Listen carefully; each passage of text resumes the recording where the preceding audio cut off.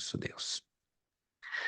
Graças te damos, Pai, por esta rica e preciosa oportunidade que tu nos dás mais uma vez de estarmos aqui para juntos, através deste veículo de comunicação, estudarmos a tua santa palavra. Espírito Santo, abençoa as mentes, as nossas mentes, os nossos corações. Abra o entendimento dos teus filhos e filhas que com alegria desejam aprender mais da tua santa escritura, da tua santa palavra. Senhor Deus, ajuda-me a mim, dá-me a graça, humildade, maior dependência para contigo, para que eu também possa, com sabedoria, transmitir a tua santa e gloriosa palavra. Espírito Santo, abençoa todos os que já se encontram presentes, os que estão a caminho e aqueles que, eventualmente, por problema de saúde, de trabalho, problema pessoal, não poderão vir no dia de hoje. Abençoando-os também, de igual forma, de maneira muito especial. Muito obrigado. Entregamos esta terceira aula desta matéria de hermenêutica e exegese bíblica, suplicando com que a tua graça, que nos basta, seja sobre todos nós. Muito obrigado. Oramos agradecidos no bendito e maravilhoso nome de Jesus. Amém e amém. Boa noite a todos que já estão aqui, a paz do Senhor. Muito bem, graças a Deus, estamos nesta terça-feira, 7 de maio de 2024, com a nossa terceira aula de hermenêutica e exegese 1, terça-feira, 7 de maio, nossa aula de hermenêutica e exegese 1. Deus abençoe a cada um de vocês que se esforçaram para estar aqui. Sei que algumas vezes é desafiante demais, muito difícil vocês estarem aqui. Não pense que também não é para mim, mas graças a Deus que a gente estamos vencendo juntos no poderoso nome de Jesus, com lutas, dificuldades, mas estamos vencendo. Vamos lá então, meus irmãos. Na página 5 da nossa apostila, estamos com os princípios elementares da hermenêutica bíblica. Nós já começamos lá falando sobre o contexto bíblico. Eu já falei na aula passada e vou bater um pouquinho mais forte nesta tecla. De tudo que estudamos ou que estaremos estudando dentro desta matéria, esta é considerada a parte-chave. Podemos dizer, a chave desta matéria é compreendermos o uso dos contextos, porque os contextos que vão nos ajudar muito na interpretação correta dos textos bíblicos. Como já havia falado nas aulas anteriores, a maioria de nós, evangélicos, não aprendemos a interpretar o texto pelo contexto, né? Muitos de nós, naturalmente, interpretamos o texto de forma sozinho, isolado, e isso é incorreto. Então, esta matéria de hermenêutica e exegese bíblica nos dá todo o alicerce, toda a âncora, todo o apoio, toda a base para fazermos ou darmos a correta interpretação. Vou voltar lá na página 5, lá embaixo, o contexto bíblico, né? Já lemos esta parte, mas eu quero reler de novo e passarmos as leis dos contextos, ou a lei dos contextos.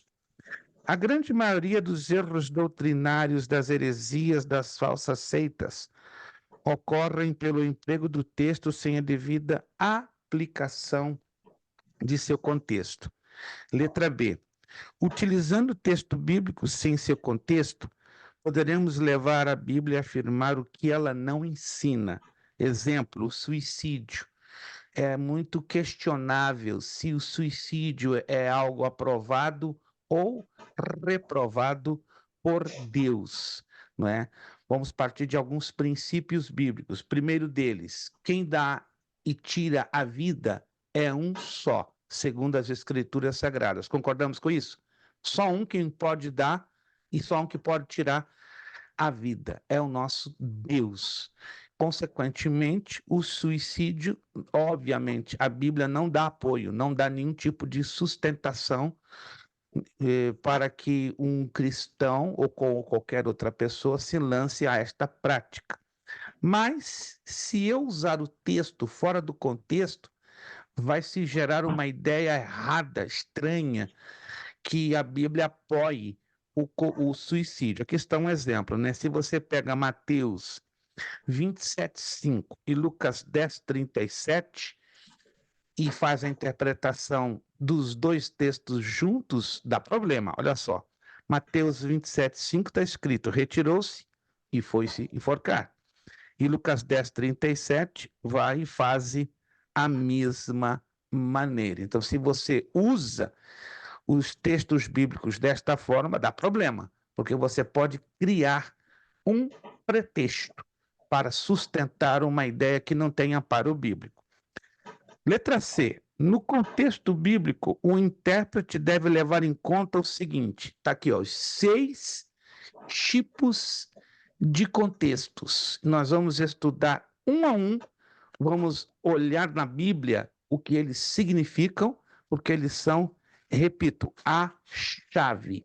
Tá? Se você está aí fazendo as suas devidas anotações, pode colocar aí a anotação que as leis dos contextos bíblicos, ou as leis do contexto bíblico, é a chave da hermenêutica bíblica. Para você interpretar corretamente um texto bíblico, você precisa dominar e conhecer os contextos. São eles: o contexto geral, o contexto imediato, o contexto remoto, o contexto referencial, o contexto histórico e o contexto literário. Aí você vai me perguntar como cada um de nós, ou como nós, vamos identificar cada um destes diferentes contextos. São 6, mas precisamos nos acostumar ao ler o texto para identificarmos os seus devidos contextos. Vamos então, portanto, a continuação, estudar as diferentes formas de contexto, uma de cada vez. Não pode ficar nesta aula de hoje dúvidas, não pode. Se ficar dúvida, ó, levanta a mãozinha, grita, fala, pastor, estou amarrado de dúvida. Então vamos desamarrar todas as dúvidas hoje, porque isso aqui é importante demais. Você, aluno, você, aluna, compreender esta lei, ou pelo menos estes 6 contextos. Número 1, o contexto geral da Bíblia. Tem esse nome de geral, por quê? Letra A, abrange a Bíblia como um todo, de forma panorâmica. Eu entendo que quando o aluno, ou o cristão, o crente, que nunca leu a Bíblia toda pela primeira vez, vai ter um pouquinho de dificuldade de ter esta o quê? Visão panorâmica. Há uma grande vantagem quando eu e você, pelo menos, já tenhamos lido a Bíblia pelo menos uma vez, nós já vamos ter uma visão, ó, abrangente, panorâmica dos 66 livros. Agora, se você ainda não leu toda a Bíblia, é claro que vai ter um pouquinho, só um pouquinho, de dificuldade, mas começa por aí. Tá? O contexto geral ele abrange a Bíblia como um todo de forma panorâmica. Letra B. Revela o fato de que a analogia geral da Bíblia é uma realidade indubitável, isto é, nela não existem contradições. O que quer dizer essa analogia? Comparação. Anote aí, a palavra analogia quer dizer comparações. Quando eu comparo um texto com o outro, eu já estou lançando mão de uma das leis do contexto da Bíblia, que isto é, já estou lançando mão de uma maneira legítima e correta de como interpretar o texto. Letra C. Este princípio é muito importante para o intérprete. Quem é o intérprete? Eu, você, que estamos lendo o texto da palavra de Deus. Esse é o contexto Pastor, geral. Sim, por favor. desculpa atrapalhar. E analogia Não, não, significa não, o quê que o senhor em nada falou? atrapalha. Diga, por favor.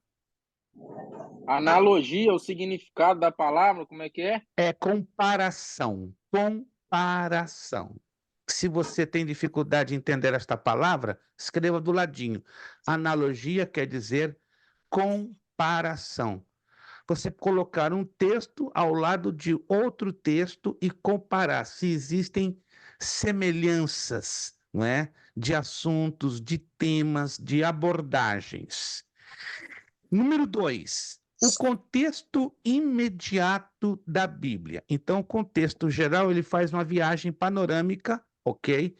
Dentro do conjunto dos 66 livros. Você vai comparar textos espalhados dentro da Bíblia e analisá-los. E fazer a seguinte pergunta: este e este texto falam do mesmo assunto, da mesma temática? Porque aí estou lançando mão do contexto geral para eu interpretar corretamente o texto.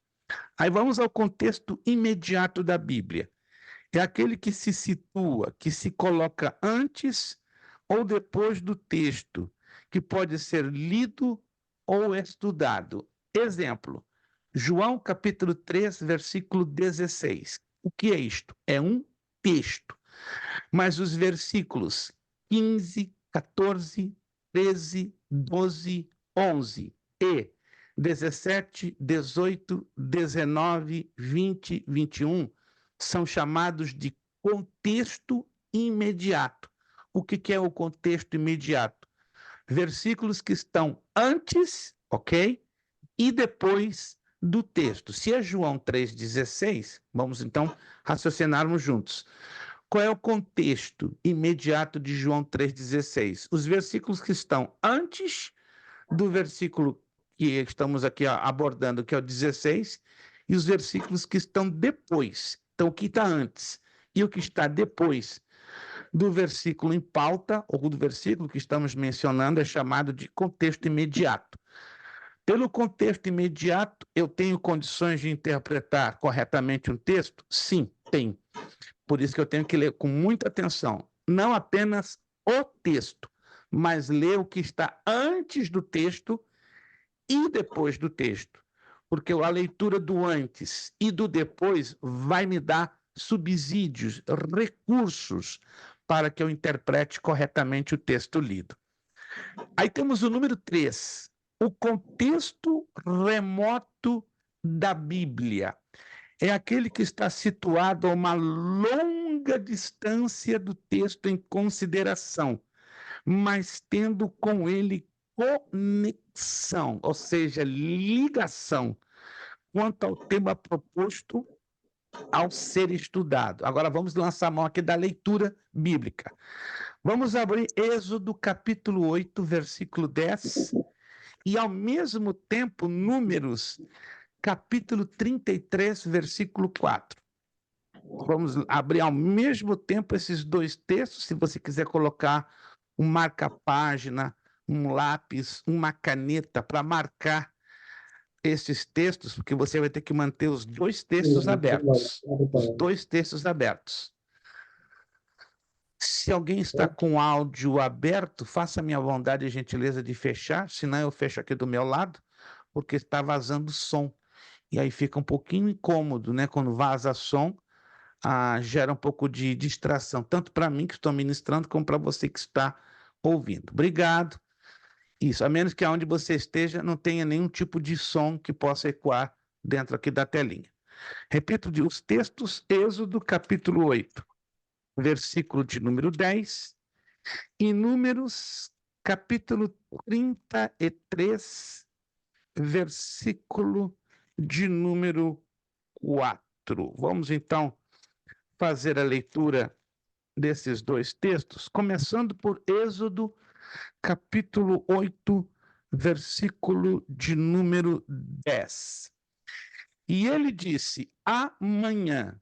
E Moisés disse: seja conforme a tua palavra, para que saibas que ninguém há como o Senhor nosso Deus. Acabamos de ler Êxodo, capítulo 8, versículo 10. Agora vamos a Números 33, 4.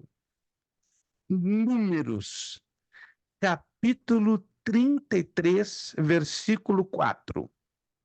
Espero que todos tenham encontrado. Números 33, 4. Diz assim a palavra de Deus, Números 33, 4.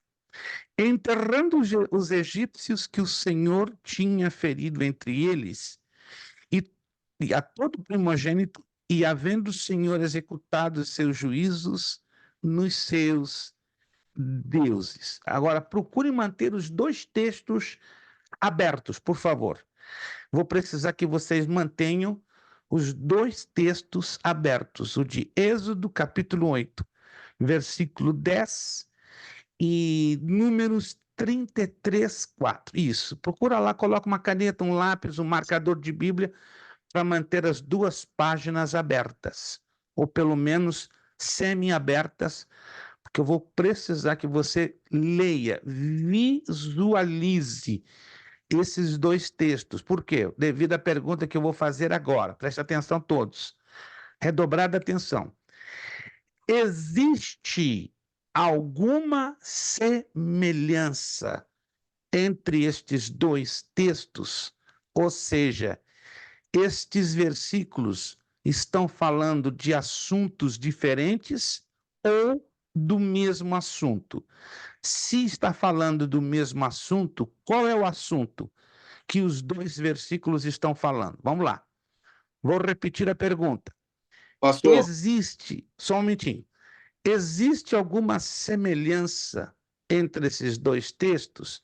Se a resposta é sim, qual é o assunto comum que encontramos nos dois textos? Vamos lá. as pragas, um está falando da praga da rã, a outra está falando do primogênito. Vamos analisar agora, muito boa abordagem do nosso evangelista Alexandre. Vamos então à abordagem de Êxodo 8:10. E ele disse: amanhã, e Moisés disse: seja conforme a tua palavra, para que saibas que ninguém há como o Senhor nosso Deus. Aí, se você ler no versículo 9, aí você vai descobrir perfeitamente que está se referindo à praga das rãs. O Números 33, 4, como já deu a resposta ao nosso evangelista Alexandre, se você está percebendo, está falando aí da morte dos primogênitos. Ou seja, qual é o assunto comum entre os dois versículos? As pragas. Quer anotar? O assunto comum que está entre os dois versículos são as pragas. A diferença é que Êxodo 8:10 está falando da praga das rãs. E Números 33, 4, da morte dos primogênitos. Alguém está me acompanhando, gente?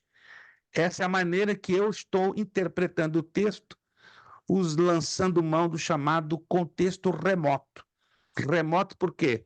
Os versículos estão distantes um do outro, mas estão falando de assuntos ou de temas comuns, embora dentro deste comum há, claro, algumas diferenças, não é? E a diferença já acabamos de falar. Lá de Êxodo 8:10, praga, porém, das rãs. Números 33, 4, continua falando de praga, só que a morte dos primogênitos. Compreendido até aqui? Tá tudo entendido aqui por enquanto? Isso. Vamos continuar. Isso aqui é super interessante. Vamos agora a Êxodo 12, 37. Êxodo capítulo 12, versículo de número 37, e você também vai abrir em Números, capítulo 20, versículo 16. Faz a mesma coisa que eu sugeri anteriormente. Coloca uma caneta, um lápis, uma régua, marca a Bíblia, para você manter os dois textos abertos ao mesmo tempo. Vamos lá. Êxodo capítulo 12, versículo de número 37, e Números, capítulo 20, verso 16. Eu vou aguardar um pouquinho para que você possa encontrar.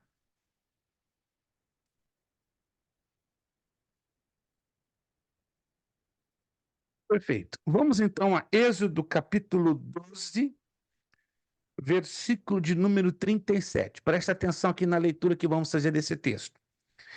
Assim, pois, assim partiram os filhos de Israel de Ramsés para Sucote, coisa de 600.000 de pé, somente de varões, sem contar os meninos. Texto de Êxodo, capítulo 12, versículo 37. Vamos a Números, capítulo 20, versículo de número 16. Números 20, verso 16. E clamamos ao Senhor, e ele ouviu a nossa voz, e mandou um anjo, e nos tirou do Egito. E eis que estamos em Cádiz, cidade da extremidade dos teus termos. Mantém os dois textos abertos. E aí vamos agora à pergunta. Há alguma semelhança de assunto entre esses dois textos? Sim ou não? E se a resposta é sim, qual é o assunto que os dois textos estão se referindo? Sim, está falando da saída do povo de Israel do Egito. Oh, está falando da saída do povo de Deus, dos hebreus, da terra do Egito. Quem percebeu isso na leitura dos dois versículos? Alguém percebeu? Tem que se perceber, irmão. Se você está lendo, mas não está entendendo ou percebendo, é um fato complicado. Então a gente tem que redobrar a atenção naquilo que estamos lendo.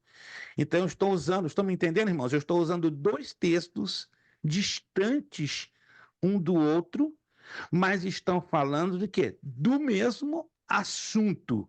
Por isso que eu estou usando agora aqui o chamado contexto remoto. Remoto porque há uma distância entre um texto para outro, embora estão falando do mesmo assunto, da mesma abordagem, da mesma temática. Agora vamos a um texto um pouquinho mais longo que de Ezequiel, capítulo 1, Ezequiel, capítulo 1, e aqui é interessante que os dois textos que vamos ler agora estão dentro do mesmo livro. Entretanto, o número de versículos, pelo menos um deles, vai ser um pouco mais extenso, ou um pouco mais longo. Ezequiel, capítulo 1, do verso 5 ao 14. Eu vou ter que ler todos eles, para você entender depois com Ezequiel 10, 20. Vamos começar por Ezequiel, capítulo 1, versículos 5 ao 14. Alguém já leu alguma vez o livro do profeta Ezequiel? Pergunto. Alguém já leu alguma vez? Isto. É um livro fácil de se ler e de interpretar? Pergunto. É um livro fácil de se ler e interpretar? Não. Porque é muito cheio de símbolos e figuras. Todo livro que trabalha com profecia, anote isso aí, ó. Todo livro que tem um assunto profecia, ele vai ter um nível de dificuldade maior do que os demais livros, porque a profecia bíblica ela trabalha muito com símbolos e figuras. Alguém está me entendendo, gente? A profecia bíblica trabalha com símbolos e figuras. E a interpretação de símbolos e figuras não é uma tarefa assim, ó, fácil, é uma tarefa realmente difícil. Então, é necessário aprendermos a identificar os símbolos, a identificar as figuras e conhecer o significado de cada símbolo e de cada figura. Uau! Mas isso se aplica basicamente aos livros proféticos. Mas quando você entra na leitura dos livros proféticos, como Ezequiel, Isaías, Amós, Abacuque, Obadias, Ageu, Naum, Oséias, Miqueias, Zacarias, Malaquias e o livro do Apocalipse, essa dificuldade vai existir, não tem como escapar. A dificuldade vai se fazer presente, mas não é impossível termos a correta interpretação do texto desde que eu aprenda a identificar e conhecer, não é, os códigos que governam os símbolos e as figuras referentes no texto lido. Mas vamos lá em Ezequiel, capítulo 1, ele é um pouquinho longo, tá? Do verso 5 ao verso 14. Eu tenho que ler todo ele para você entender do que se trata, para depois chegarmos a Ezequiel 10, versículo 20. Vamos lá, versículo 5. E do meio dela saía a semelhança de 4 animais, e esta era a sua aparência. Tinha a semelhança de homem. Versículo 6. E cada um tinha 4 rostos, como cada um deles 4 asas. Versículo 7. E seus pés eram pés direitos, e as plantas dos seus pés como a planta do pé de uma bezerra, e luziam como a cor de cobre polido. Verso 8. E tinham mãos de homem debaixo das suas asas, dos 4 lados, e assim todos os 4 tinham seus rostos de suas asas. Verso 9. Uniam-se as suas asas uma à outra, não se viravam quando andavam, cada qual andava diante do seu rosto. Verso 10. E a semelhança do seu rosto era como o rosto de homem, e a de mão direita, todos os 4 tinham um rosto de leão, e a mão esquerda, todos os 4 tinham um rosto de boi, e também um rosto de águia, todos os 4. Versículo 11. E o seu rosto e as suas asas eram separados em cima, cada qual tinha 2 asas juntas uma à outra, e 2 cobriam os corpos deles. Versículo 12. Cada qual andava diante do seu rosto. Para onde o espírito havia de ir, iam. Não se viravam quando andavam. Versículo 13. Enquanto a semelhança dos animais, o seu parecer era como de brasas de fogo ardentes, como uma aparência de tochas. O fogo corria por entre os animais, e o fogo resplandecia, e do fogo saíam relâmpagos. Verso 14. E os animais corriam e tornavam a semelhança dos relâmpagos. É um texto longo, então preste atenção em todos os detalhes que aqui foi lido, ou que foram lidos neste texto. Vamos agora a Ezequiel 10, 20. 10, 20. É importante você que está conferindo texto por texto, para nós entendermos isso aqui. Ezequiel 10, 20. Estes são os animais que vi debaixo do Deus de Israel, junto ao rio Quebar, e conheci que eram querubins. Uau! Ok. De novo a pergunta.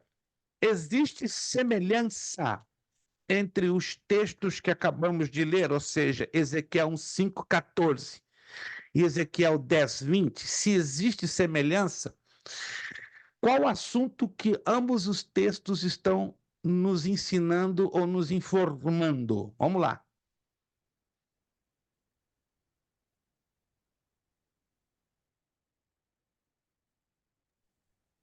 Deu problema técnico? Ficou tudo mudo aqui agora? Seria a descrição dos anjos? É uma visão do Vamos trono. ser mais específicos, né? Porque nós lemos, Bom, eu acredito que todos lemos bem o texto, entende? Aí ambos temos que estão falando dos querubins. Como? Repita? Ambos os textos estão falando dos querubins. Querubins. Gente, será que só o irmão evangelista Alexandro que está conseguindo ler os textos? Os demais estão meio perdidos na poeira? Não, irmão. Se você está perdido na poeira, se encontra, por favor. Por isso que eu peço, por favor, máxima atenção na leitura. Se você está com algum tipo de pensamento distraído, eu lhe motivo a trazer ele pertinho de você. Não, se ele está longe, está escapando da sua distância, pensamento, fica aqui pertinho de mim, me ajuda a interpretar, a olhar com a atenção que eu estou lendo. Os 2 textos falam de querubins. É estranho, né? A descrição que a Bíblia dá dos querubins. Se você prestou atenção, só no texto de Ezequiel 1, 5 e 14, tem algo muito repetitivo. Vamos lá. Se você ainda está com o texto aberto, de repente você fechou e não está entendendo nada que eu estou falando. Mas lá em Ezequiel 1, 5, 14, aparece algo que repete várias vezes. Quem percebeu? Tem uma expressão muito repetitiva, repete-se muito. As asas, pastor. Não, tem algo que se repete quase que constantemente. O rosto, pastor. Não estão lendo o texto. Relâmpago. Não estão lendo o texto. Os seres viventes. Não estão lendo o texto. Gente, quer que eu leia de novo? Fogo. Não. Irmãos, vocês não estão lendo o texto. Olha só. Está vendo aí uma considerável falta de atenção.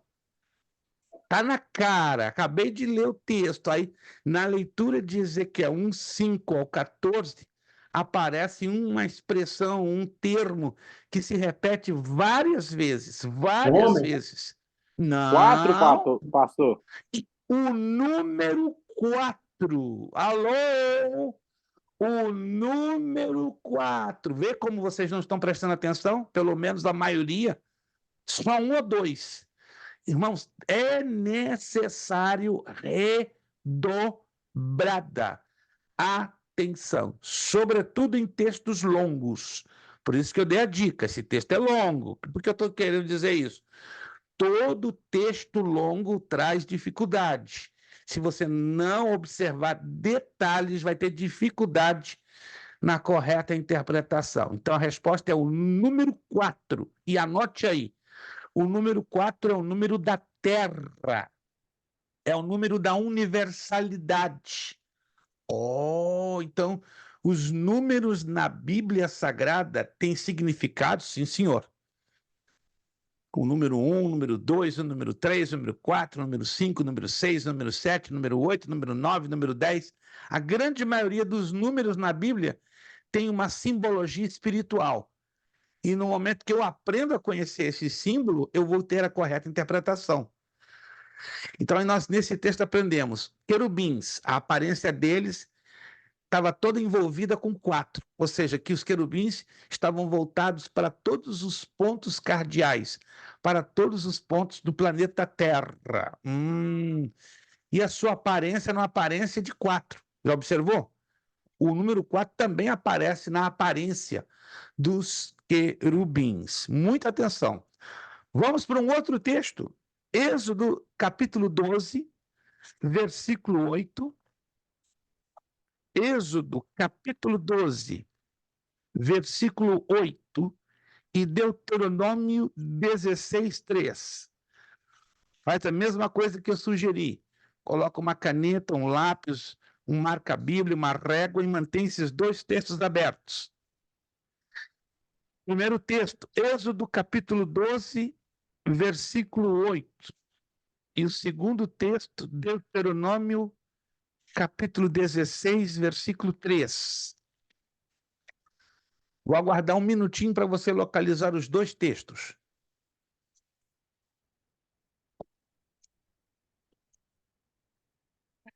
Muito bem.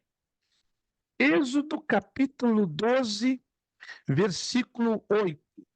Diz o seguinte: E naquela noite comerão a carne assada no fogo, com pães asmos, com ervas amargosas a comerão. Repito, Êxodo 12, 8. E naquela noite comerão a carne assada no fogo, com pães asmos, com ervas amargas a comerão. Deuteronômio 16, 3. Não fecha Êxodo 12, 8, não. Mantém aberto. Vamos agora a Deuteronômio 16, 3. Diz assim: Nela não comerás levedado, 7 dias comerás pães asmos, pão de aflição, porquanto apressadamente saíste da terra do Egito, para que te lembres do dia da tua saída da terra do Egito, todos os dias da tua vida. Pergunta: há alguma semelhança entre esses dois textos? Se há, Se a resposta é sim, qual é o assunto que ambos os textos nos ensinam ou se referem? A Sim. Páscoa, pastor. A instituição da primeira Páscoa. Primeira, é importante deixar isso bem claro. Aqui é a primeira, porque se a gente diz a Páscoa, fica uma coisa vaga. Estão me Primeira entendendo? Primeira, isso, tem que ser bem específico. Primeira, porque se eu digo Páscoa, fica muito vago, porque a Bíblia fala de várias Páscoas, várias. Jesus, inclusive, fala de uma Páscoa. Ele institui a ceia do Senhor baseado na primeira Páscoa. Então nós temos que deixar bem claro, aqui está se falando da primeira Páscoa. Vamos lá. O que significa a palavra Páscoa? Alguém já leu em algum lugar, ouviu alguma mensagem? Vamos lá, se alguém aqui sabe o significado da palavra Páscoa. Tem nada a ver com coelhinho, não, por favor. Teve um aluno numa outra classe, né, inclusive um obreiro, ele repetiu 3 vezes, pastor, Páscoa quer dizer coelhinho. Como é que é? Repete, Páscoa, eu tirei 25 pontos dele, porque ele insistiu, sendo obreiro. Um pastor, gente. Eu fiquei de boca aberta, ele insistiu, Páscoa quer dizer coelhinho. Não. Da onde eu vou aprender essa definição? Em que escola dominical? Ficou um negócio desagradável. Eu tive que tirar 25 pontos dele, infelizmente. Sendo um pastor, meu Deus, a quem muito é dado, muito é cobrado. Então eu tive que cobrar dele. Não tinha que dar essa resposta, ficaria quieto. Vamos lá. Significado da palavra Páscoa. Alguém se lembra? Alguém já ouviu? Passar por cima. Passar por cima. Passar por cima. Veio de uma palavra hebraica pechar. Se quiser escrever em algum lugar aí do ladinho, Páscoa quer dizer passar por cima. Foi exatamente o que aconteceu na 10ª praga, né? Na ocasião da morte de todos os primogênitos da terra do Egito. Foi passado sangue nos umbrais e laterais das portas, para que o anjo da morte, quando visse aquele sangue, passasse por cima, ou seja, não entraria naquela casa. Muito bem, vocês então perceberam que o contexto remoto funciona desta forma. Eu vou trabalhar com 2 versículos distantes um do outro, porém falando do mesmo assunto, mas nós temos que ler os 2 e identificar qual é o assunto que os 2 textos estão se referindo, porque se o aluno, se o leitor está lendo lá os 2 textos e não perceber que há uma semelhança, há uma identificação, vai ter uma enorme dificuldade na interpretação. Então, isso é o contexto remoto. O próximo contexto, ele é um pouquinho mais curioso. É o número 4, é o contexto referencial da Bíblia. Aqui temos um texto, 2 de Coríntios 13:1. Por boca de 2 ou 3 testemunhas. Essa é uma partezinha, né? Ou a parte A de 2 de Coríntios 13:1. O que é o contexto referencial da Bíblia? São as referências ou citações paralelas ao texto que se estuda. Importante ressaltar, se quiser fazer um highlight aí nesse parênteses, seria interessante, que é uma forma de contexto remoto. Por isso que eu bati bem aqui em cima da questão do contexto remoto, para você se lembrar dele dentro do estudo do contexto referencial. Letra C. A Bíblia é interpretada com a própria Bíblia, e isto é realizado por meio do contexto referencial. Por isso, a importância de nós entendermos as referências bíblicas. Eu acredito que todos vocês têm aí uma Bíblia na sua mão, e em cada Bíblia tem um conjunto, ou aqui nas laterais, ou no rodapé, de vários versículos bíblicos. Quem já percebeu isso? Na sua Bíblia, ou na lateral, aqui nos cantinhos, né? Ou no rodapé, você vai encontrar uma relação enorme de vários versículos bíblicos. Agora, observa que quando aparece essa relação de versículos ou na lateral ou no rodapé, sempre vai aparecer um número ou uma letrinha pequenininha dentro do versículo que você está lendo. Alguém já observou isso? Você está lendo um texto e geralmente em algumas Bíblias ou aparece uma letrinha pequenininha ou um número pequenininho. Alguém já viu isso, sim ou não? Vamos lá. Isso, essa letrinha pequenininha ou esse númerozinho pequenininho não está ali de adorno, de enfeite.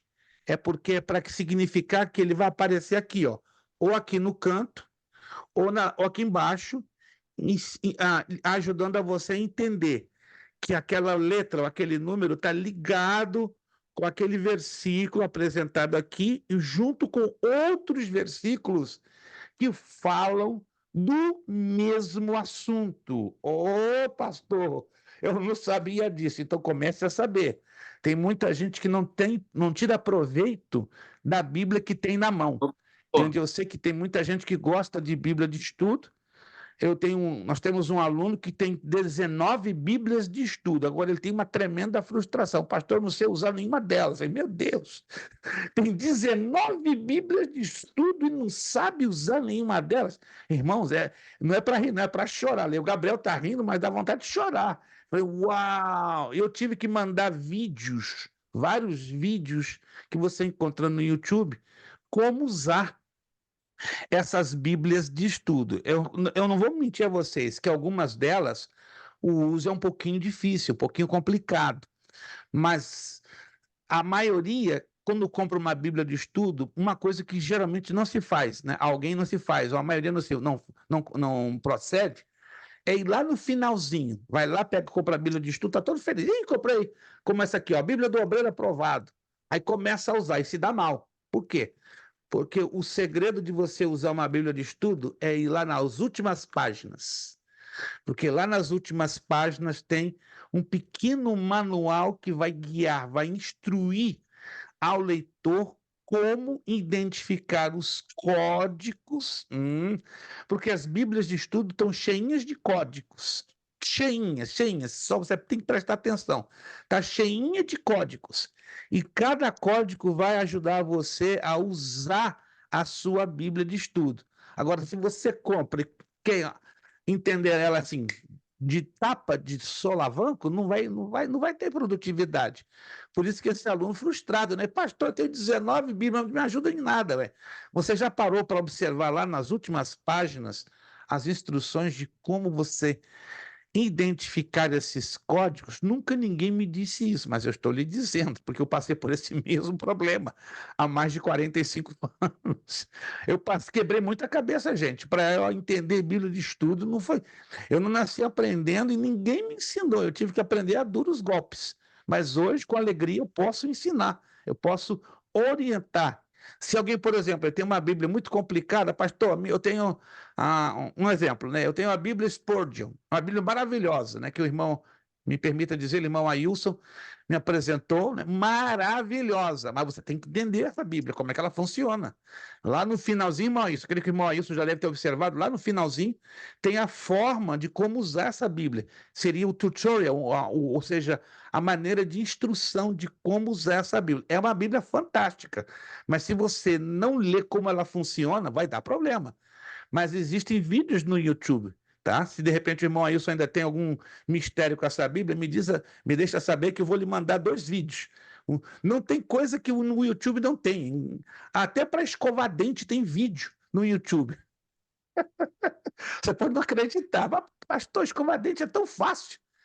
Você pensa que é fácil. Algumas pessoas é tão complicado que tem que ir lá no YouTube. Você está rindo, hein? Mas tem vídeos no YouTube que ensina como escovar o dente. Coisa muito louca, né? Entende? Então, se alguém tem uma Bíblia de estudo que ainda não sabe usá-la, me deixa saber.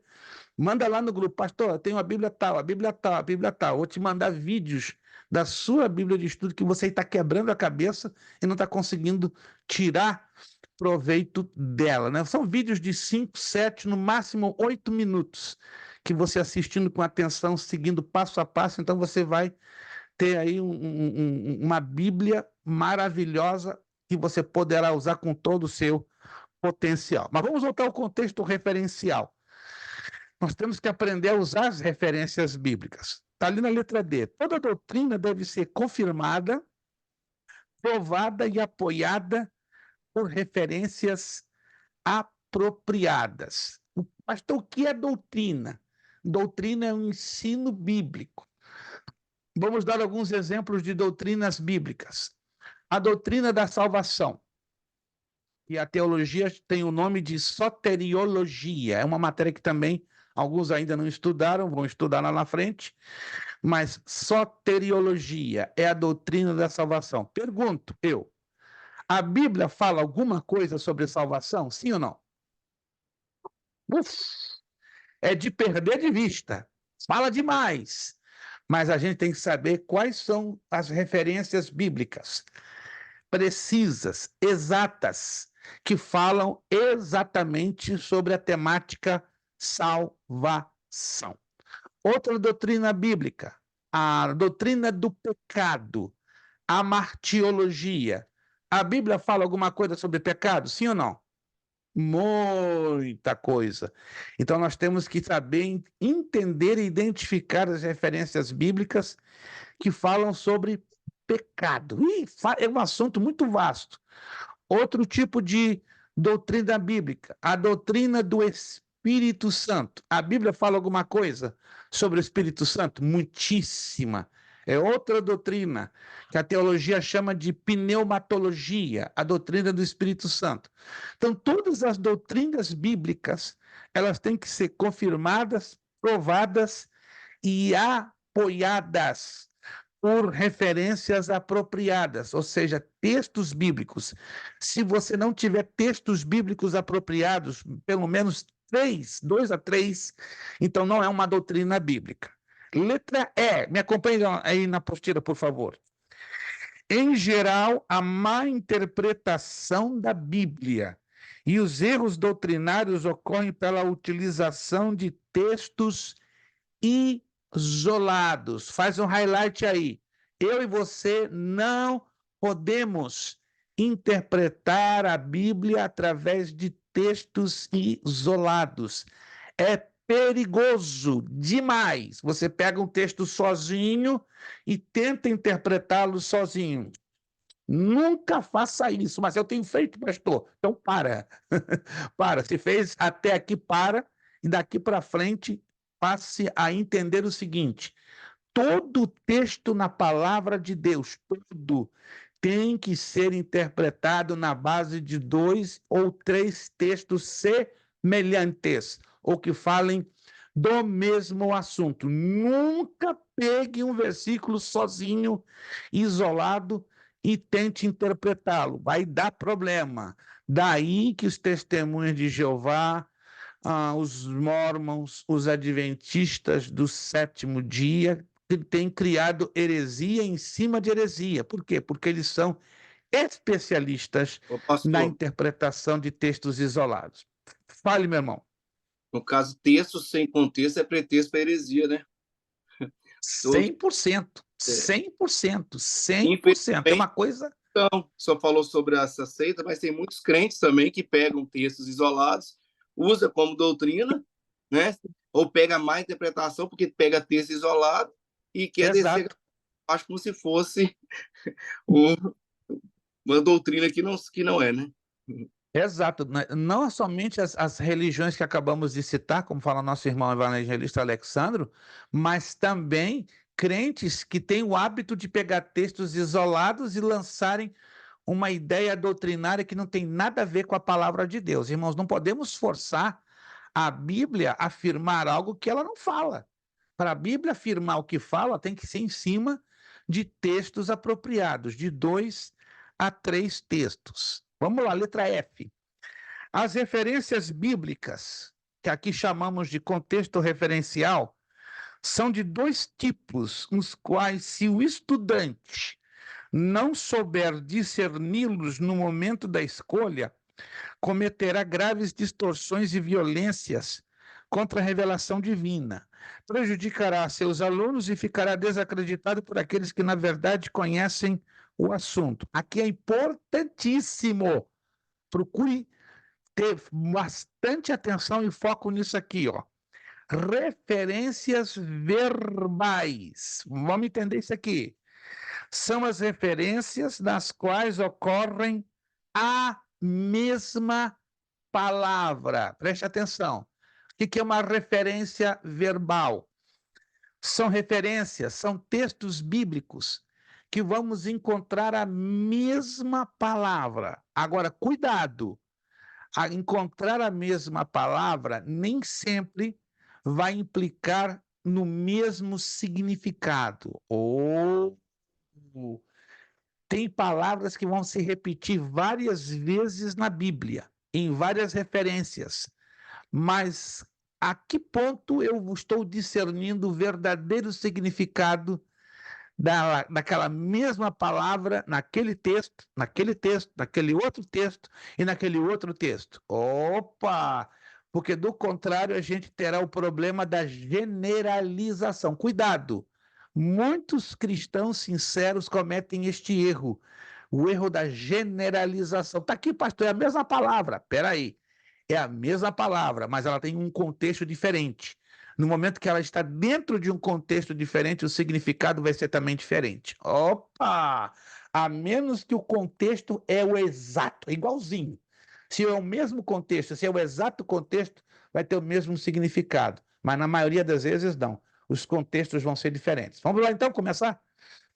A palavra Jerusalém. Olha só, está aqui na apostila, os exemplos. Mateus 2:1 e Apocalipse 21:10. Ambos os textos falam da palavra Jerusalém. As palavras são as mesmas de fato. Entretanto, são distintas e diferentes. Por quê? Vamos lá. Nós não lemos ainda o texto, mas se você quiser ler o texto, vamos lá. Ele é curtinho. Mateus 2:1.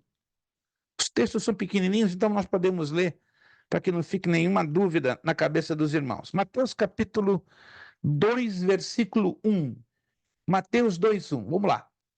Quero todos que abram o texto em Mateus 2:1. Mateus e Apocalipse 21:10. Vamos fazer a mesma coisa, né? Abrir a Bíblia nos dois textos ao mesmo tempo.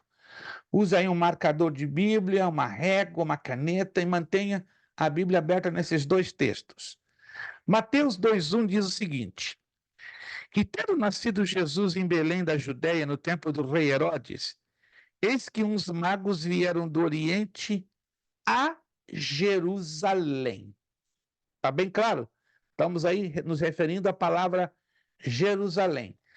Apocalipse 21:10. E levou-me em espírito a um grande e alto monte, mostrou-me a grande cidade, a santa Jerusalém, que de Deus descia do céu. Os dois textos falam da mesma cidade, ou não? Vamos lá. Minha pergunta: os dois textos falam da mesma cidade ou não? Não. Fala não, Qual é a Não, só diferença, então? porque uma fala de Jerusalém, onde Jesus está, como é que fala, gente? Nascido. E a outra é Jerusalém, do Nova Jerusalém no céu.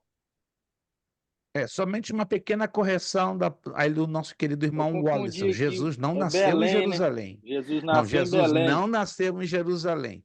Ele nasceu em Belém, Belém da mas ele Judéia. passou por Jerusalém. Cuidado. Isso. Vamos interpretar o texto corretamente. Jesus nasceu em Belém da Judéia, mas ele não nasceu em Jerusalém. Ele passou, ele esteve por diversas vezes em Jerusalém. É só uma Deu pequena uma correção, porque pulada aqui, ó. isso é Amém. importante. Isso é importante para não fazermos confusão. A diferença é que o texto de Mateus 2:1 está se referindo a Jerusalém terrenal, terrestre, a da terra. E Apocalipse 21:10 está falando da Jerusalém celestial. Anote isso aí, irmãos. Nós temos que ler o texto e observar as diferenças. O nome da cidade é a mesma, Jerusalém. Jerusalém. Só que não é a mesma cidade. O nome é o mesmo, mas o significado é diferente. Alguém está me entendendo, gente? Uma apresenta a Jerusalém da terra, a terrestre, e a outra que vem do céu, a celestial. Vamos lá. Esdras, capítulo 8, versículo 16. Isso aqui você vai ter que anotar, que é impressionantemente lindo. Esdras, capítulo 8, versículo 16.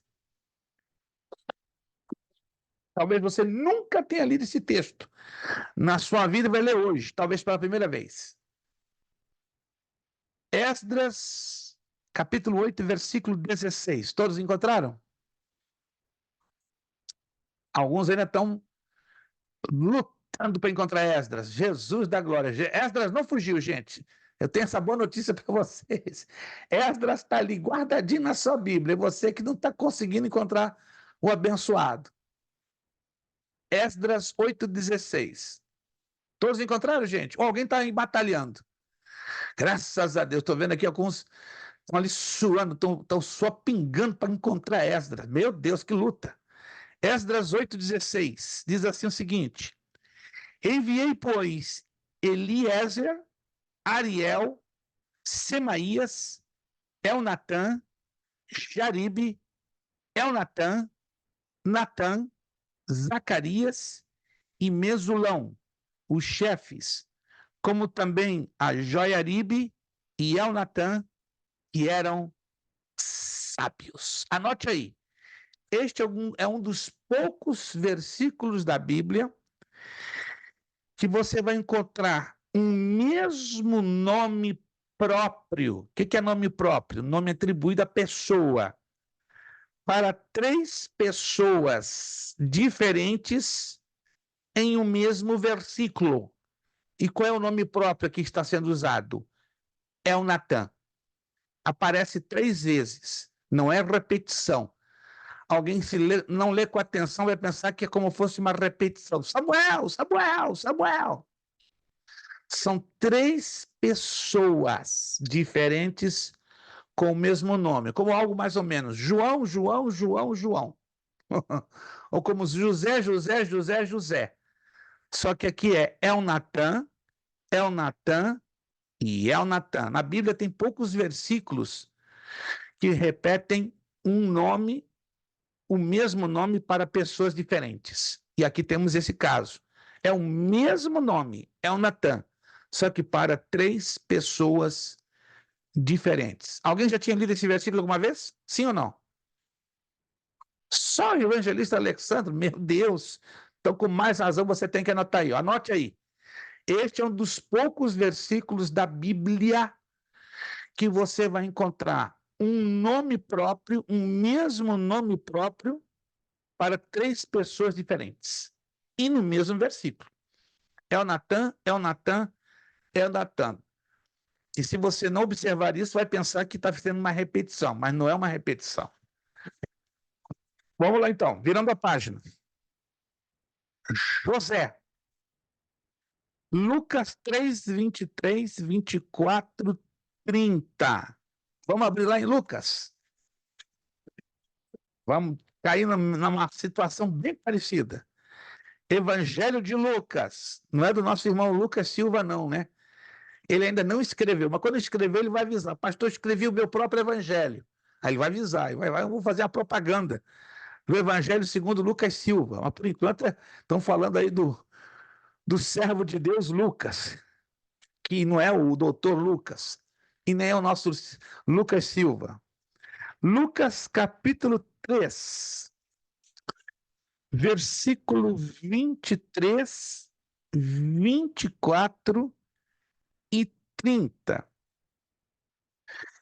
23, Lucas, capítulo 3. E o mesmo Jesus começava a ser de quase 30 anos, sendo como se cuidava filho de José e José de Eli. Versículo 30. e Levi de Simeão, e Simeão de Judá, e Judá de José, e José de Jonã, e Jonã de Eliaquim. Versículo 24, eu pulei o 24. Vou ler de 23, 24 e 30. Vou ler de novo o 23. E o mesmo Jesus começava a ser de quase 30 anos, como se cuidava filho de José, e José de Eli. Versículo 24. E Eli de Matate, e Matate de Levi, e Levi de Melqui, e Melqui de Janai, e Janai de José. Aí eu vou para 30. E Levi de Simeão, e Simeão de Judá, e Judá de José, e José de Jonã, e Jonã de Eliaquim. Estão percebendo? O nome José aparece aqui várias vezes, mas não é o mesmo José. São 3 Josés diferentes. O José do verso 23 é um José. O José do verso 24 é outro José. E o José do verso 30 é outro José diferente. E eu já vi pregador dizer que é o mesmo José. Meu Deus, então não está lendo o contexto. Tem que ter muito cuidado, porque isso pode dar uma dor de cabeça tremenda lá na frente. A palavra fé, olha lá. Atos 6:7, Atos 13:8, Atos 14:9, Atos 12:9, Efésios 2:8, 1 de Timóteo 4:1. Então, vamos ver quantas vezes aqui aparece a palavra fé. 1, 2, 3, 4, 5, 6. Interessante. Você pode anotar aí. Atos 6:7 aparece a palavra fé. Atos 13:8 aparece de novo a palavra fé. Atos 14:9, de novo aparece a palavra fé. 1 de Coríntios 12:9 aparece mais uma vez a palavra fé. Efésios 2:8 aparece a palavra fé de novo. E aí, 1 de Timóteo 4:1. Então temos aí 6 ocorrências da palavra fé. Aí nós fazemos a seguinte pergunta, ou abordagem. Em todos esses versículos ocorre o termo fé. Concordamos com isso?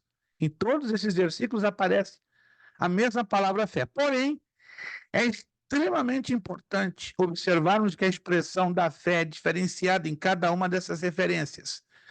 Você distingui-las? A Bíblia nos ensina 8 tipos de fé. Olha, dá até para uma mensagem de pregação. 8 tipos. Mas aqui nesses textos que acabamos de falar, aparecem 6. Pode anotar aí.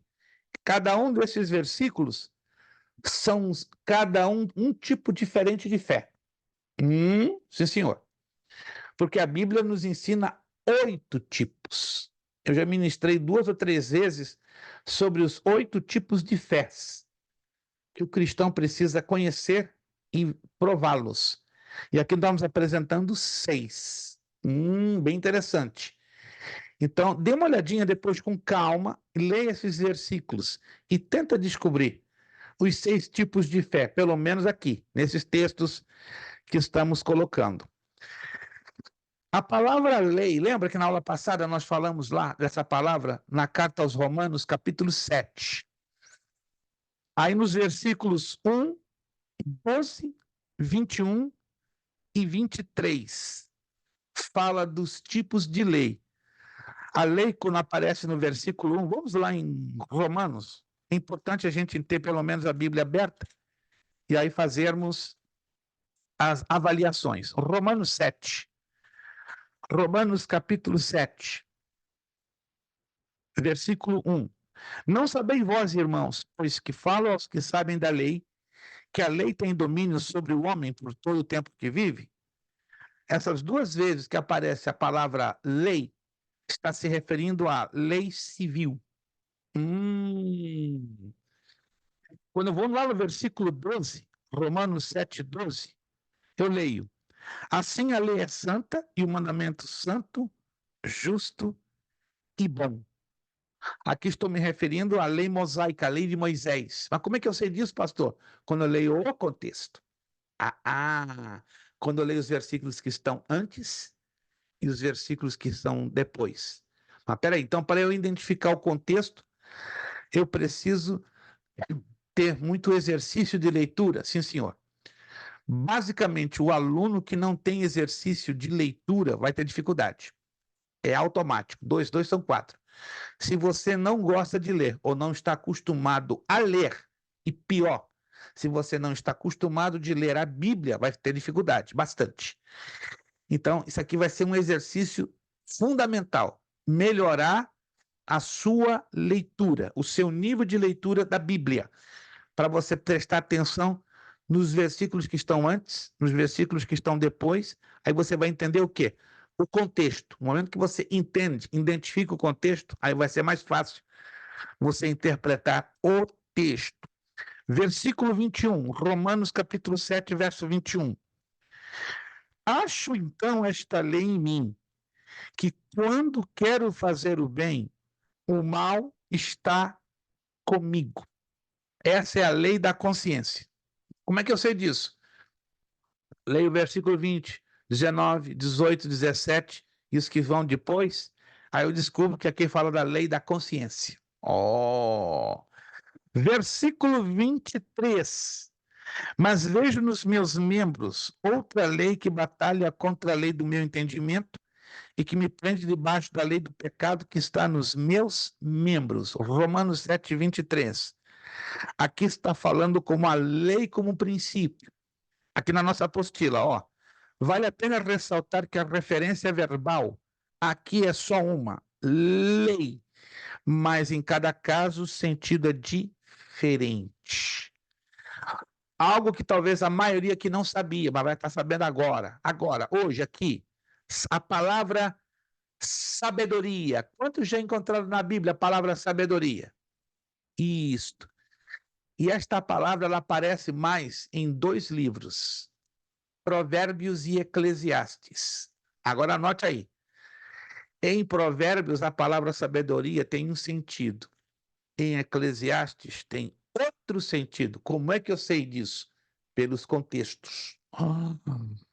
Este termo, sabedoria em Provérbios, refere-se quase sempre à sabedoria divina, sabedoria de Deus. Já quando eu leio Eclesiastes, a sabedoria é puramente humana. Anote isso aí, está aí na apostila, faz um highlight. Tudo que você lê em Eclesiastes, falando de sabedoria, está se referindo à sabedoria puramente humana. E a grande maioria da expressão sabedoria, quando eu leio em Provérbios, está se referindo à sabedoria de Deus, divina. Quando eu faço essa distinção, para mim é mais fácil eu interpretar a palavra sabedoria dentro de Provérbios e dentro de Eclesiastes. Mas tem irmãos, pastores, sinceros servos de Deus que fazem uma mistura, uma salada, e interpretam o texto totalmente incorreto e de cabeça para baixo. Porta! Eita! Aqui fica um pouquinho mais difícil.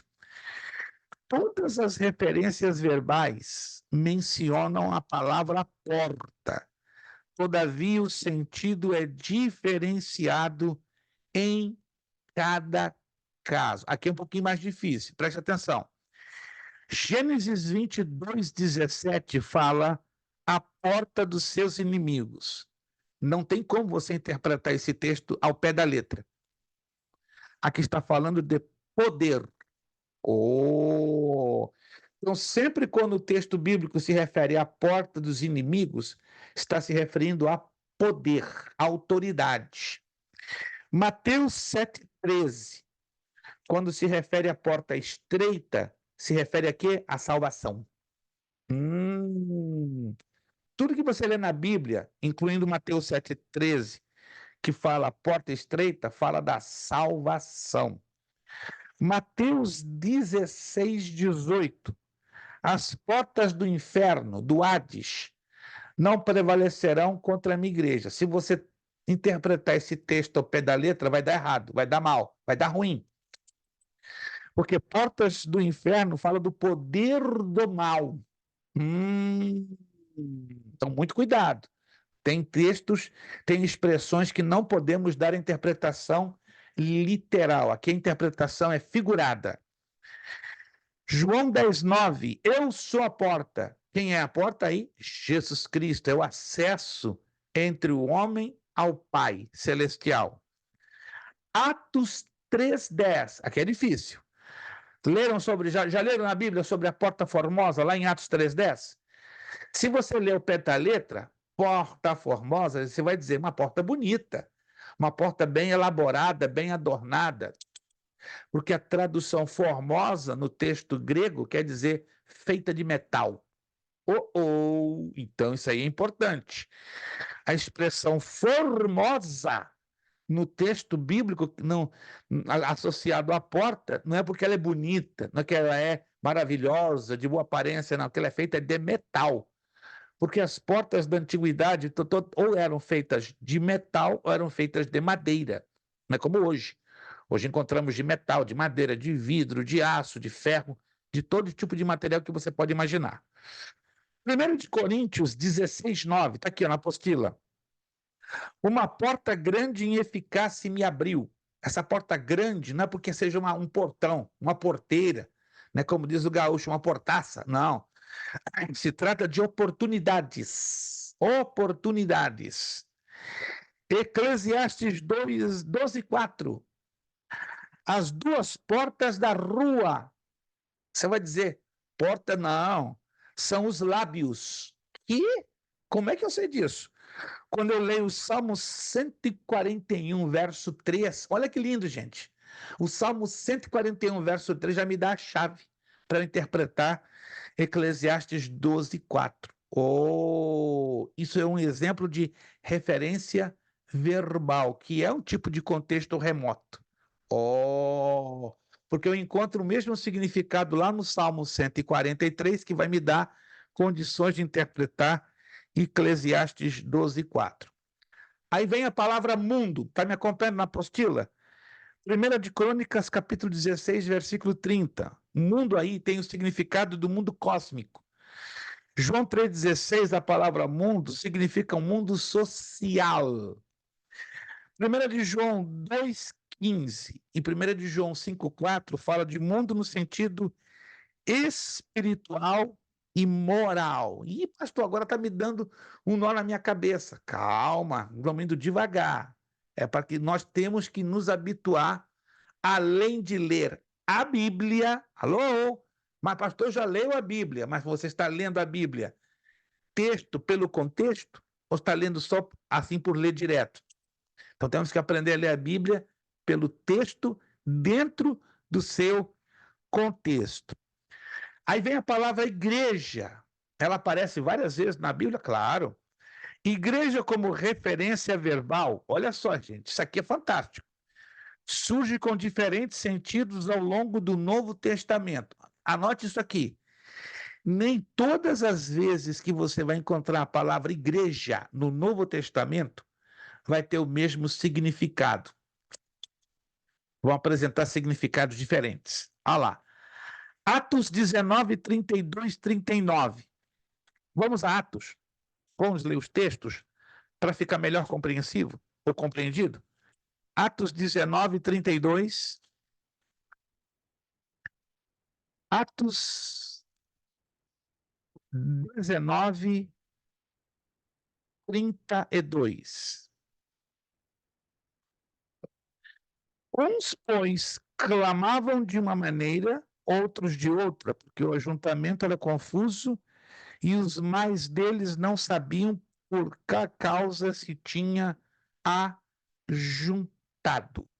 O verso 39, mas se alguma outra coisa demandais, averiguar-se-á em legítimo ajuntamento. Muita atenção aqui, por favor. Daí a necessidade que agora eu vou dizer para vocês. Você, aluno, está estudando a Bíblia, a palavra de Deus, precisa, não estou colocando isso como uma obrigatoriedade, é obrigado, é uma necessidade.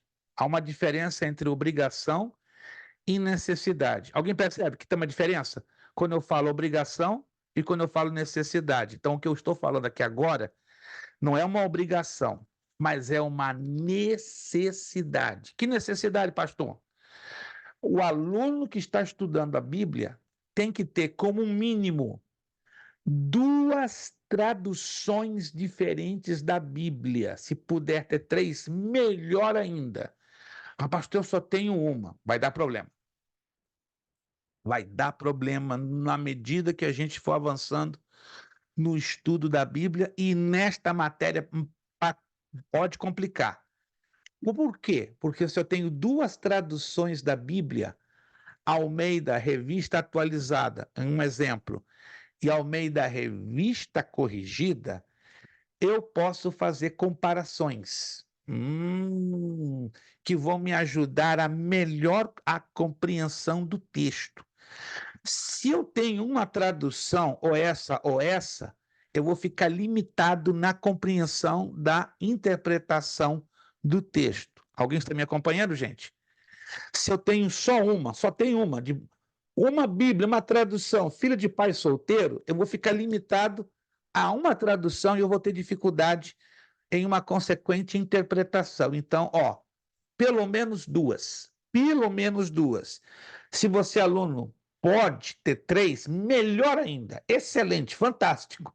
Mas 2, não tenha uma. Vai dar problema para você. E isso aqui não estou colocando como obrigação, por favor. É como necessidade. Agora vamos na prática? Na apostila? Na prática. Daqui a pouquinho a gente vai começar a corrigir os exercícios. Está aqui, ó. Nós acabamos de ler Atos 19, 32, 39. No original, a palavra é igreja, eclesia no grego. E a palavra igreja quer dizer assembleia popular secular regularmente convocada.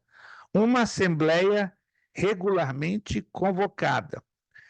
Os versículos que acabamos de ler, tanto 32 como 39, na Almeida Revista Atualizada, de 1993, está na apostila, aparece a palavra assembleia. Mas na Almeida Revista Corrigida, de 1995, aparece a palavra ajuntamento. Quem tem a tradução aí como ajuntamento? Vamos lá, ajuntamento. Só levanta a mão. Só o irmão Ailson, perdão, que tem ajuntamento. Isso. A palavra assembleia nesse texto. Assembleia. Alguém tem a tradução como assembleia? Temos ali alguns. Por isso é importante você ter pelo menos 2 traduções. E quais seriam elas? Está aqui, eu já mencionei.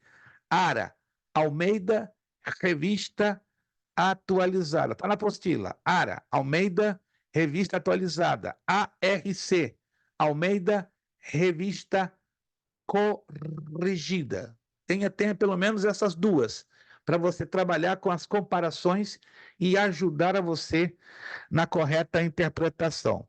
Que essa palavra, no grego, é eclesia, igreja, tirados ou chamados para fora. Atos capítulo 7, versículo 38. Vamos lá? Atos 7, 38. 5 minutinhos a gente vai corrigir os exercícios. Atos 7, 38. Atos 7, 38. Este é o que esteve entre a congregação no deserto, com o anjo que lhe falava no monte Sinai, e com nossos pais, o qual recebeu as palavras de vida para nos dar. Aqui no texto original aparece de novo a palavra grega, eclesia, para igreja. Mas aqui a palavra igreja nós interpretamos por congregação. O texto, né, aparece como congregação. Nesse versículo, a alusão é ao povo de Israel no deserto. Por isso se faz uma interpretação errada. Você deve ter já ouvido pastores falarem a seguinte frase, ó. A igreja é o Israel de Deus. Alguém já ouviu isso? A igreja é o Israel. Isso não tem nenhum lugar na Bíblia que fale sobre isso. Me mostra um texto que me prove isso. Não existe nenhum texto na Bíblia que me afirme que a igreja é o Israel de Deus. Não existe, irmãos. Isso é um fruto de uma má interpretação. Temos que ter muito cuidado. A igreja não é o Israel de Deus. Israel é uma nação que Deus escolheu para si, da mesma forma como a igreja, tirados para fora. Agora, é antibíblico, é contra o que está escrito na Bíblia, batermos em dizer a igreja é o Israel de Deus, porque não existe nenhum texto, nenhum. Você pode procurar, ó, de cabo a rabo, sobretudo lá no Novo Testamento. Não existe nenhum versículo que diga com todas as letras: a igreja é o Israel de Deus. Alguém está me entendendo, gente? Isso é sério, isso é sério. Nós ouvimos muita coisa da boca de homens de Deus, e continuo mantendo um grande respeito por eles, só que eles criam jargões, palavras, frases ensaiadas que não têm encaixe contextualizado na Bíblia. Isso é sério, isso é perigoso, entende? Eles podem ter a melhor das intenções, mas, irmãos, não é válido somente ter melhores intenções, é válido provar no texto bíblico. Se não pode provar no texto bíblico, está fora da Bíblia. Alguém está me entendendo, gente? Se eu não posso provar uma afirmação no texto, então está fora da Bíblia. É uma declaração antibíblica. Não estou falando que seja herética, é outra coisa. Uma coisa é herético e outra coisa é antibíblico. Antibíblico quer dizer não tem conteúdo na Escritura Sagrada. E herético, ele transgride um princípio do ensino natural da palavra de Deus. Então, não estou falando aqui de heresia, estou falando de abordagens antibíblicas, ou seja, de abordagens que não existem dentro da Bíblia Sagrada. Mais 2 minutos e a gente já vai passar para os exercícios. 1 Coríntios 11, 18. Vamos ler lá? Creio que vai ser o último texto que vamos ler nessa noite. 1 Coríntios 11, 18. 11, 18. Porque antes de tudo ouço que quando vos ajuntais na igreja, há entre vós dissensões e em parte o creio. A palavra aí é a mesma palavra grega, eclesia, igreja. Só que o significado aqui é os crentes reunidos para o culto coletivo. Nós vamos parar aqui exatamente aqui. Na próxima aula nós continuamos analisando Atos 5:11, Mateus 16:18, Hebreus 12, 22, 23. Então, próxima aula, 14 de maio, daremos continuação a esta parte importantíssima. Pois não, irmão Fernando, pode falar. Realmente, pastor, tem que ter mais Bíblia mesmo, porque a King James fala igreja, a Almeida fala congregação.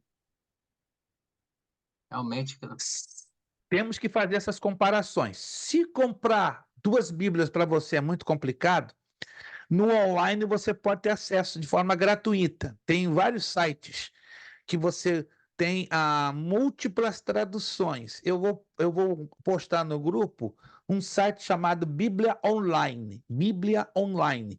Você não paga nada, é grátis, mas você tem à sua disposição, se não me engano, de 8 a 9 traduções da Bíblia. Aí você pode, trocando as traduções, ou colocá-las lado a lado com o mesmo texto. Você pega um texto X, aí aparecem as várias traduções e aí você faz as devidas comparações. Eu vou colocar no grupo entre hoje e amanhã, você fica atento, né? Se você, para comprar, fica um pouquinho difícil, então você vai ter pelo menos online, e aí você vai ter de forma completamente gratuita. Anote, sim.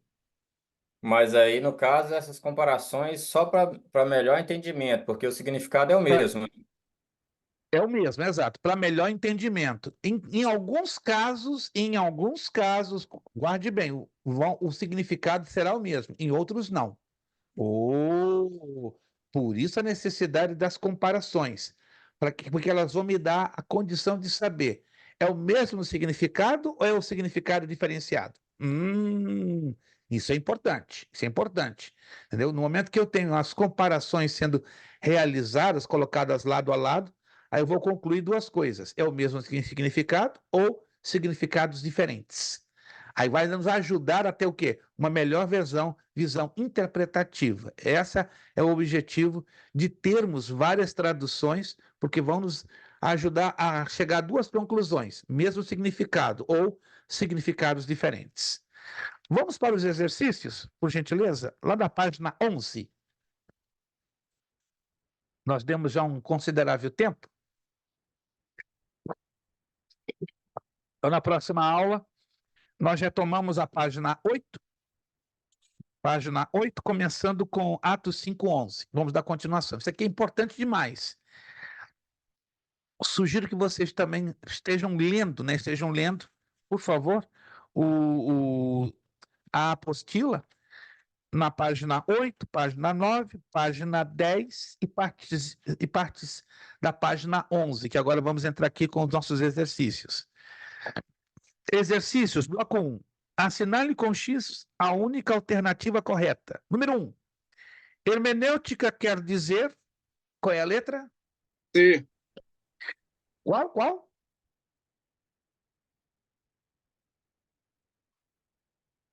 Letra C, pastor. Letra C C. de casa. C de casa. A arte de interpretar textos. Número 1, C de casa. A arte de interpretar textos. Número 2, a irmã gêmea da hermenêutica se chama Exegese. exegese, letra D. Exegese.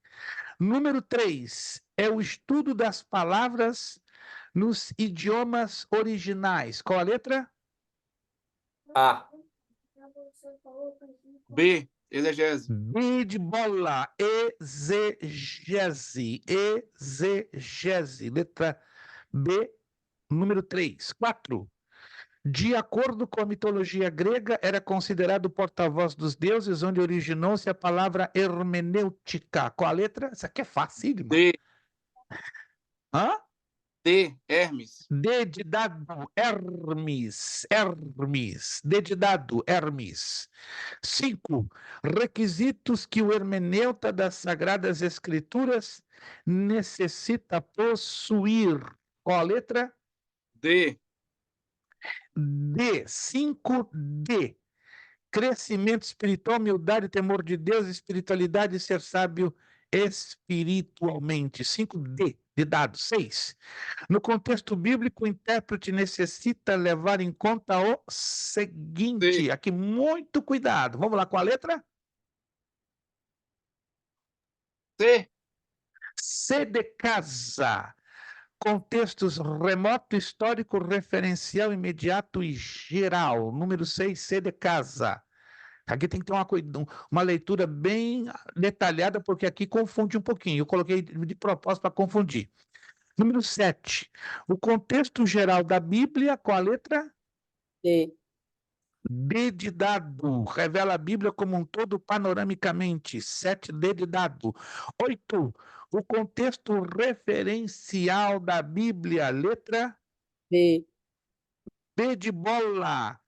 Toda a doutrina deve ser confirmada, aprovada e apoiada por referências apropriadas. Número 9. O contexto histórico da Bíblia, letra A. A.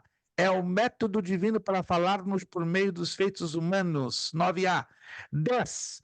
O contexto literário da Bíblia, letra D. D. A. Trabalha com a lei da dupla referência. Virando a página, só para conferir quem ficou perdido na poeira. 1, C de casa. 2, D de dado. 3, B de bola. 4, D de dado. 5, D de dado. 6, C de casa. 7, D de dado.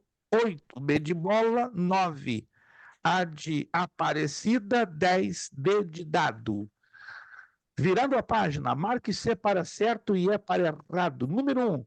As distintas funções das palavras isoladas do texto bíblico em estudo se chama sintaxe. Certo ou errado? Errado. Errado. 2. A estrutura do idioma bíblico em estudo se chama lexografia. Certo ou errado? Errado. Continua errado. 3. A exegese também quer dizer extrair a partir de, traduzir, narrar, interpretar. Número 3, certo ou errado? Certo. Certo, certo. 4. A exegese especial exerce uma função essencial no processo do estudo teológico. Número 4, certo ou errado? Certo. Certíssimo. 4C, certo. 5. A crítica textual procura averiguar o fraseado primitivo de um texto. 5, certo ou errado?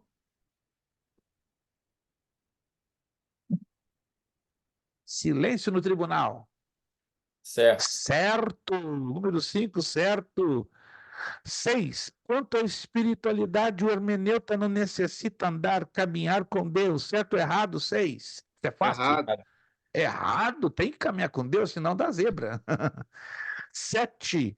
Um intérprete orgulhoso, presumido, cheio de autoconfiança em sua autocapacidade, tem todas as condições de interpretar com profundidade a palavra de Deus. Certo ou errado? Errado. Errado? Já está na cara que está errado. 7, errado. 8.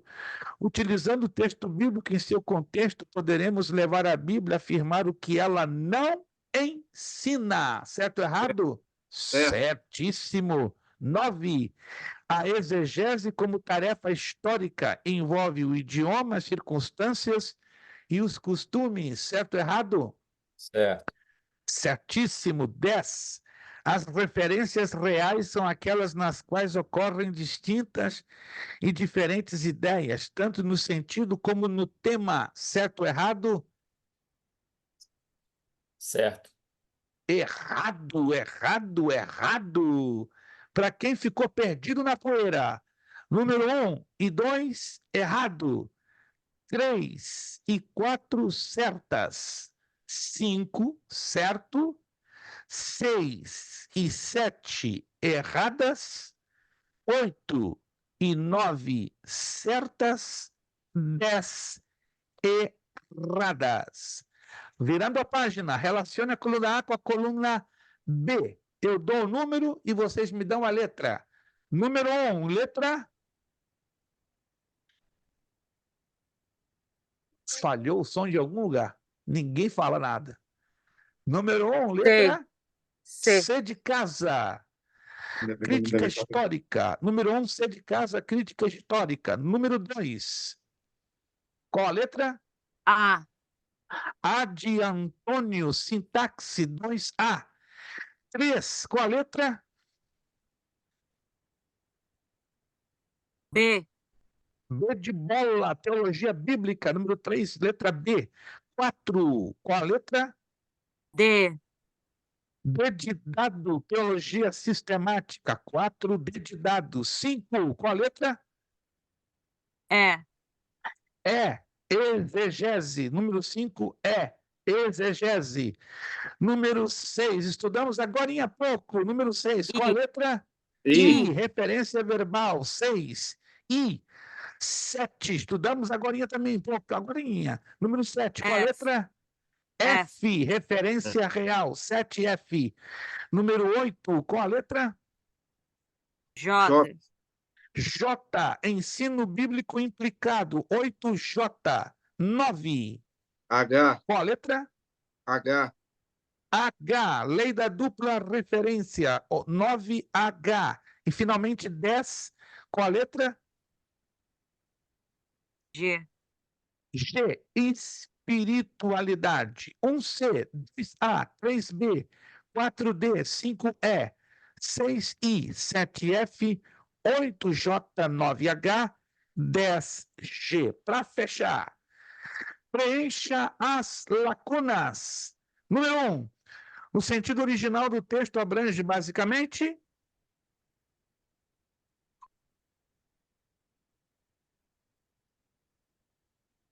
Paramos por aí? Pastor, Ih, essa meu eu não fiz, Deus. não, pastor. 5 pontos, 5 pontos de destaque. O idioma original do texto bíblico. Todo mundo parou aqui, rapaz. O negócio ficou esquisito. A ocasião do texto bíblico.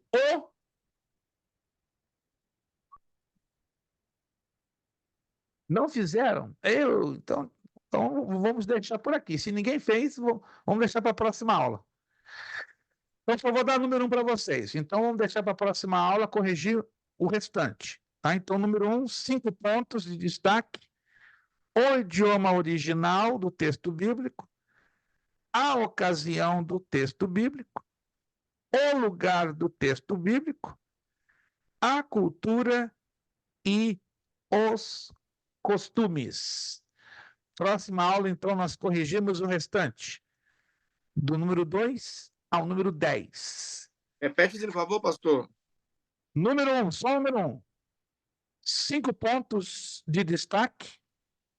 O idioma original, a ocasião do texto bíblico, o lugar do texto bíblico, a cultura e os costumes.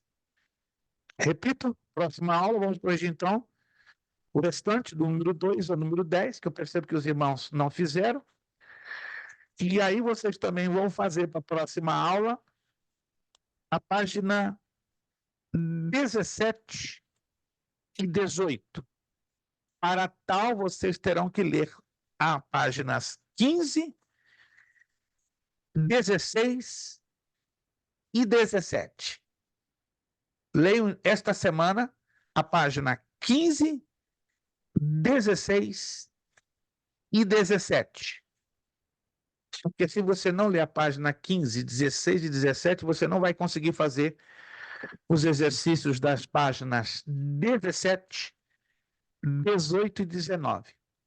Alguém está me entendendo? Para você fazer os exercícios das páginas 17, 18 e 19, você é obrigado a ler as páginas 15, 16 e 17. Embora não estudamos ainda, mas pelo menos faça a leitura, que vai lhe ajudar a fazer os exercícios. Perfeito, gente? Tudo entendido por aqui, por enquanto? Alguma pergunta ou dúvida? Fale agora ou fique quietinho até a próxima aula. Maravilha, tá todo mundo quietinho, para não dizer cansado. Mas amém, graças a Deus que acreditamos que nesta aula tivemos uma boa produtividade. Amém, irmãos? Tivemos uma boa produtividade, entramos em um terreno que a grande maioria aqui nunca entrou, mas agora está aos pouquinhos entrando, porque é uma matéria fantástica. A maioria, infelizmente, dos nossos obreiros não conhece essa matéria. E é um pouco preocupante. É um pouco preocupante. Como eu já comentei a vocês, nos anos 60 e 70, e até metade dos anos 80, isso era matéria de escola bíblica dominical, se ministrava assim pesado. Tanto que os obreiros dessa época, anos 60, 70 e metade dos anos 80, não tinham muitas dificuldades na leitura e na interpretação dos textos bíblicos. Ao contrário de hoje, hoje tem milhares de pastores com uma grandíssima dificuldade na leitura dos textos bíblicos por causa da ausência do estudo da hermenêutica e da exegese. Meus irmãos, completamos a nossa aula de hoje. Muito obrigado pela presença e participação de cada um de vocês. Obrigado, irmão Lucas, irmão Ailson, irmão Sebastião Gabriel, irmão Wallison, irmão Leandro Bonjuro, irmão Fernando, aquele casal maravilhoso, simpaticíssimo, Gil e Rubiane, Deus abençoe. O povinho dele já está na cama, né? Daqui a pouco também nós estamos na cama. Deus abençoe vocês aí, New Jersey. Obrigado, irmão evangelista Alexandro. Continuamos aqui conversando, né? E aí, orando pelo evento abençoado que vai acontecer ali na igreja de Nagataki, no mês de julho, né? Estamos aí numa ansiedade tremenda, né? Já estamos com dores de parto, para os dias 12, 13 e 14 de julho. Deus vai bradar pesado ali em Nagataki. Eu não vou bradar nada, né? É só Jesus que vai gritar forte ali. Obrigado, irmão Alexandre, pela honra do seu convite. Obrigado, irmão Edmilton, por estar conosco. Irmão Zaqueu, né? Custou, mas apareceu irmão Zaqueu, né? Estamos esperando irmão Zaqueu. A aula não fica sem graça, só o Sebastião Gabriel sozinho, se não aparecer irmão Zaqueu, fica um negócio estranho. Obrigado, irmã Aline, Deus abençoe. Obrigado, irmã Vanderleia. Apareceu a irmã Vanderleia, né? Falei, cadê a irmã Vanderleia? Foi para o arrebatamento? Não, ela apareceu na hora certa. Irmã Ilana, obrigado Obrigado, irmã Bernadette. Obrigado a todos vocês que puderam estar conosco e aqueles que não puderam foram por uma situação de eventualidade de trabalho ou alguma outra situação que também já havíamos sido informados. Vamos agradecer a Deus com uma palavra de oração. Vamos pedir nosso irmão Ailson, né, nosso aluno fresquinho. Eu digo o aluno fresco é igual a alface, fresquinha e cheia, né, de vigor, né? Então, o irmão Ailson está fresquinho, está com mais gás do que com qualquer um de vocês. Nosso irmão Ailson vai estar, então, já com seu áudio aberto, agradecendo, fazendo uma oração de agradecimento pela aula de hoje. Irmão Ailson, com a palavra de oração. Santo Deus, eterno Pai, nós te agradecemos, ó Deus querido, por mais esse momento, Pai, de aprendizado, Pai, da tua palavra, Deus querido. Que o Senhor continua, Deus, que o teu Espírito Santo, Deus, continua conosco, Deus, nos orientando para abrir na nossa mente, no nosso coração, Deus amado, e nos surpreendendo a cada dia, Pai, que o Senhor continue dando o teu servo, Deus, com poder e glória, Deus querido. E que nós possamos, ó Deus, cada dia mais, ó Deus, procurar aprender e manejar bem a tua palavra, Deus. Seja conosco, Deus, nos capacitando, Deus, nos levando, Deus, a lugares maiores, Deus, com a tua permissão, Deus, o conhecimento, em nome de Jesus, eu te peço, para Deus. Amém, Senhor. Amém, amém. Nosso lema para terminar: seriedade. Seriedade. Compromisso. Disciplina. Seriedade. Compromisso. Disciplina. Seriedade. Compromisso, disciplina. É necessário que ele cresça e que eu diminua. É necessário que ele cresça e que eu diminua. É necessário que ele cresça e que eu diminua. E a Deus damos o quê? A honra, a glória e o poder. Deus os abençoe. Ó, no coração de cada um de vocês. Uma boa noite, um bom descanso, uma excelente semana. Vejo vocês, se Deus quiser, a próxima terça, 14 de maio, com a bênção do Senhor nosso Deus. Muito obrigado, a paz do Senhor. E daqui a pouquinho, em 45 minutos, a nossa aula já gravada para você assistir de novo, se quiser. Muito obrigado, a paz do Senhor para todos vocês. Muito obrigado. Amém.